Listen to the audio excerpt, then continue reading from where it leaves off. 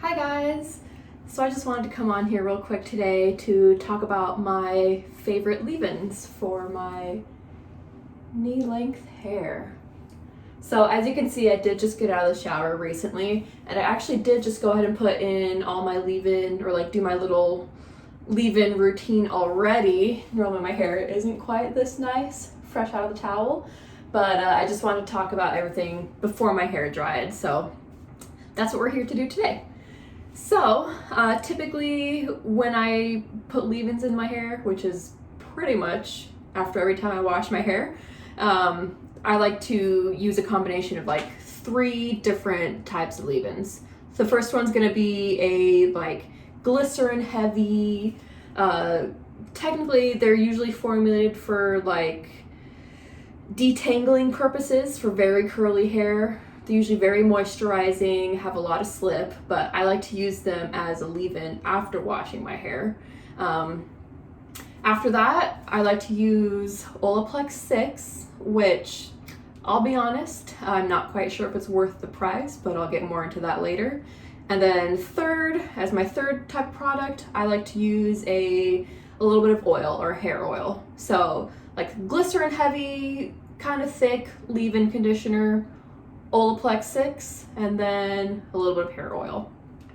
Now keep in mind all these products work really well for me because I have hair that can absorb quite a bit without getting too weighed down, and I also in general need a lot of moisture in my hair. So these are a lot of like moisture heavy. Not many of these have protein, although my hair does do okay with lots of protein. I just don't need it as much. So this is a lot of very moisture heavy, somewhat heavyweight products that works well for my hair. It might not work for everybody, but let's go ahead and hop right into my favorite products. So like the OG, my very favorite, like this basically got me started on my leave-in journey years and years ago. This is going to be the Shea Moisture Extra Moisture Detangler. I'm pretty sure they did reformulate this recently, which I haven't tried the new formula. But it does look pretty similar, so I'm guessing it'll work similarly.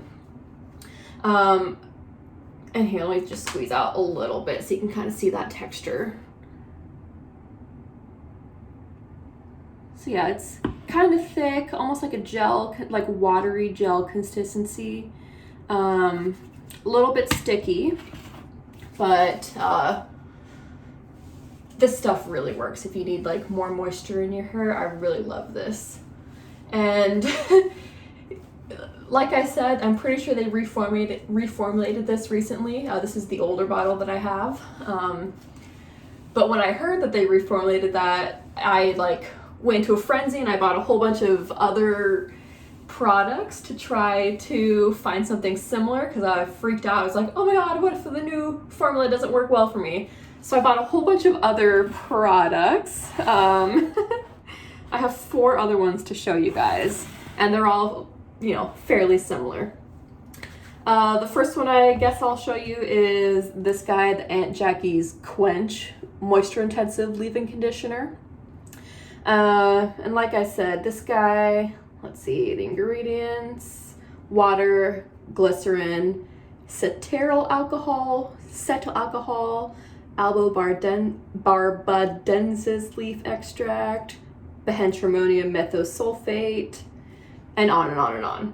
And pretty much all those top ingredients I've found in a lot of products like work really well for me. So just the fact that I found that has like all those in the top 5 or 6 ingredients is really awesome, and I do really love this. And it also smells really good, so this is one of my favorite products.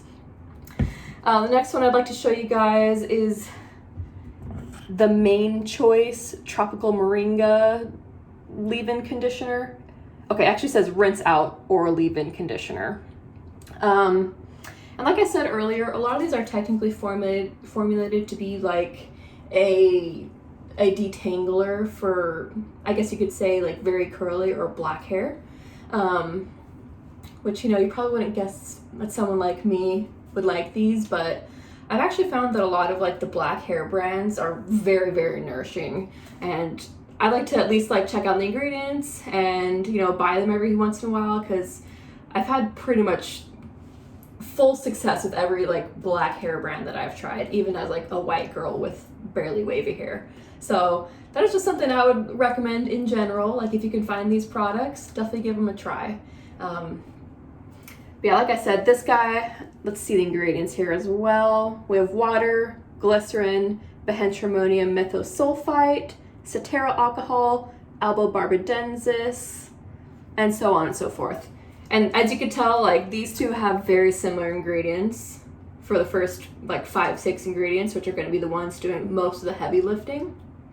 So these are very similar products, but they do have, you know, pretty long ingredients lists in general, which, you know, I've found like the first few ingredients do kind of do the most work, but the things throughout the entire list do, you know, have a bit of a punch in there still. So things that have like a longer ingredients list, generally I found to be more nourishing for the hair, whereas those things with like a shorter ingredients list, they might be fine, but I feel like they don't really add much to like the long-term health of my hair. So I do really like long ingredients lists where the top few I know work for me. Which leads me on to my next one. I actually bought this one more recently, the Tejan, I don't know if I said that right, but Tejan Rose Water Smoothing Leave-In Conditioner. This one I'm pretty sure doesn't have glycerin in it, but you can see the ingredients list starts and ends. It's like that whole bottom portion. Has a whole bunch of good stuff, whole bunch of like flower extracts, some oils, seed butters, yada yada yada. And I found that this is a very moisturizing, very similar texture product. It's like a little easier to find maybe than some of the other ones because it's like in the white hair whatever section of Target. So I do like this guy as well. And then the last one I want to bring up to you is the Kinky Curly Not Today Natural Leave-In / Detangler. And this one, again, I'm pretty sure does not contain glycerin, but it has a whole bunch of other things that I know from experience are really very moisturizing, give your hair a lot of slip. So technically this one is very specifically formulated to be a detangler for black or very curly hair, but I do use it after I get out of the shower. This guy has organic mango fruit extract, organic slippery elm, which is gives your hair a lot of slip, so it's easy to detangle with it. Organic marshmallow root, that's another like very slippery thing in there. And then this one actually has a pretty short ingredients list. It's just right here at the bottom. But overall, I do really like this guy, and it has like very similar texture to the other products that I like to use as my first step to my leave-ins sort of thing. So yeah, first step, the glycerin heavy, or you know, not all of them have glycerin, but that kind of like thick, watery gel consistency detangler is my number one step. Which brings me to step number 2, which specifically Olaplex 6. So I'll be honest, Olaplex is one of those products where I'm not entirely sold on whether it's worth the price. I like hemmed and hawed about whether I should buy this or not because it is $28 for this like teeny little product. That being said, I have had this for like a year. I use like half a pump every 2 weeks. And there's still quite a bit in the bottle. So I guess I have kind of got my money's worth, but I don't know. Typically, I don't really tend to buy expensive hair products just because I've found that like the grocery store or the drugstore products kind of fulfill my needs. Even though my hair is really long, you know, I've learned what to look for in the ingredients.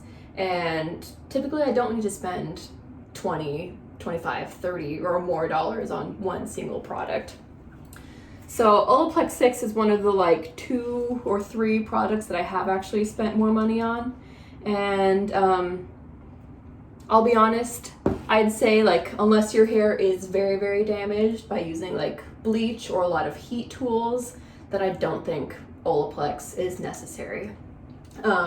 As far as the other like bond building ingredients or products, I can't really speak for it, like K18 or, you know, all those other things that are really popular at the moment. I haven't tried anything else, so I can't really say. But in general, I think unless your hair like actually really needs it, you probably don't need to spend the money on it.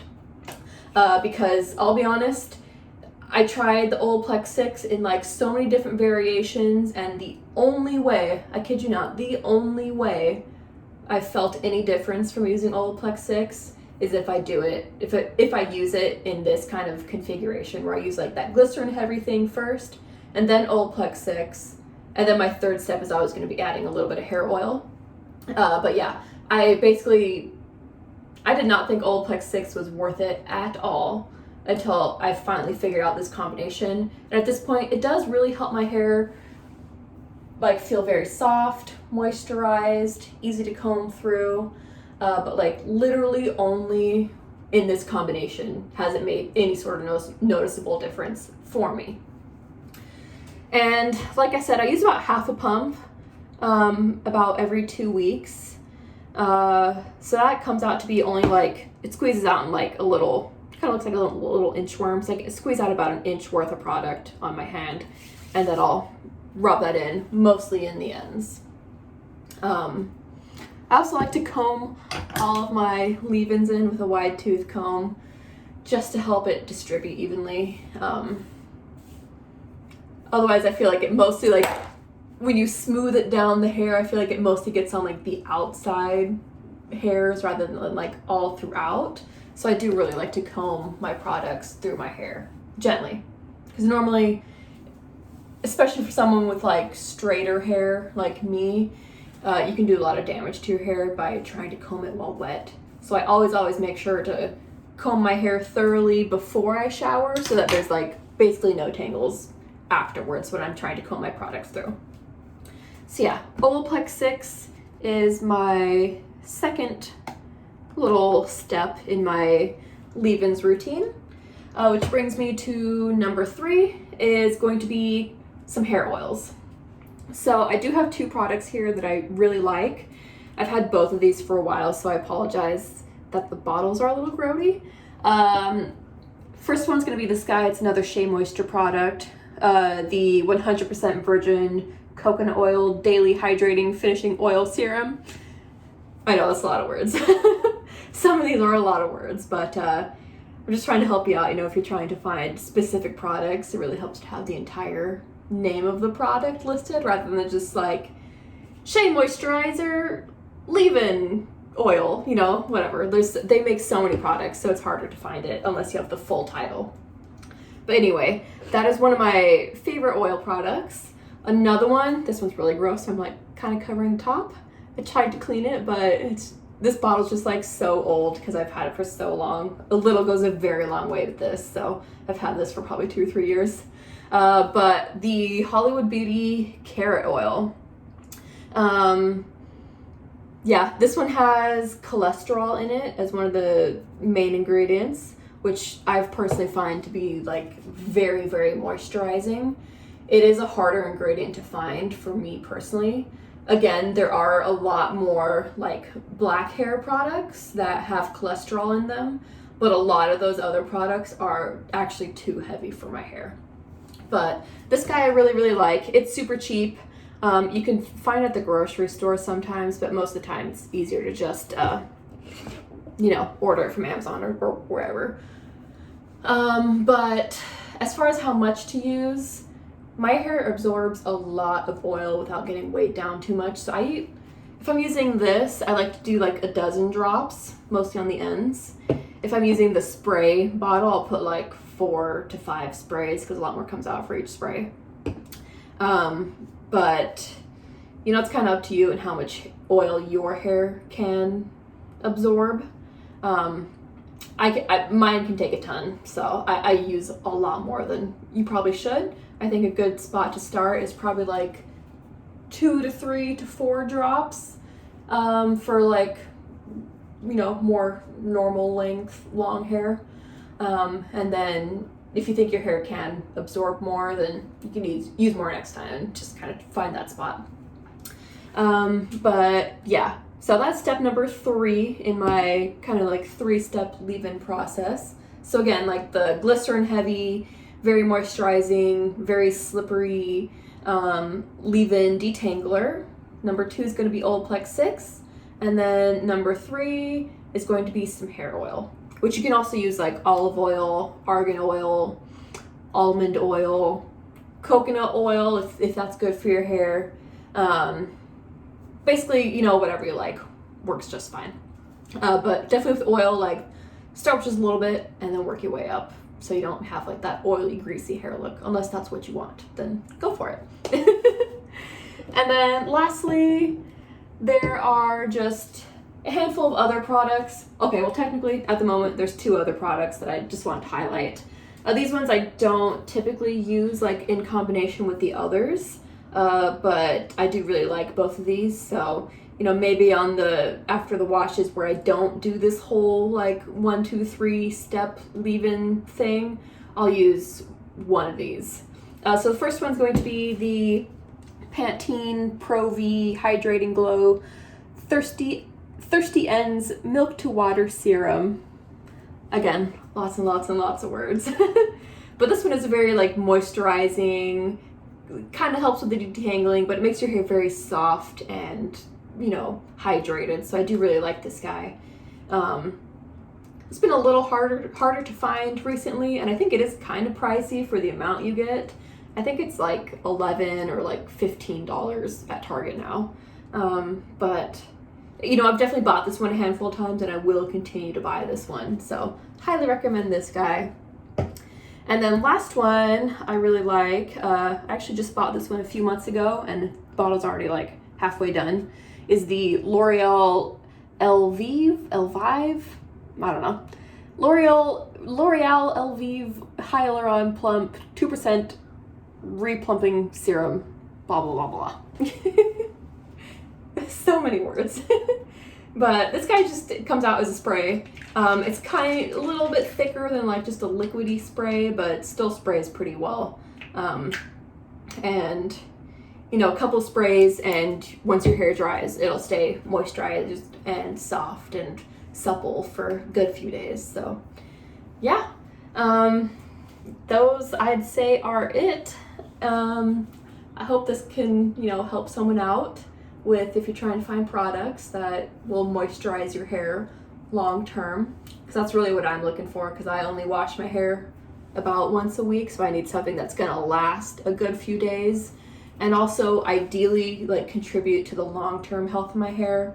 So all these things that I just went over are my favorites as far as leave-ins go. I have a whole bunch of other favorites for like shampoos and conditioners and yada yada yada. But yeah, I do hope this helps some of you guys out.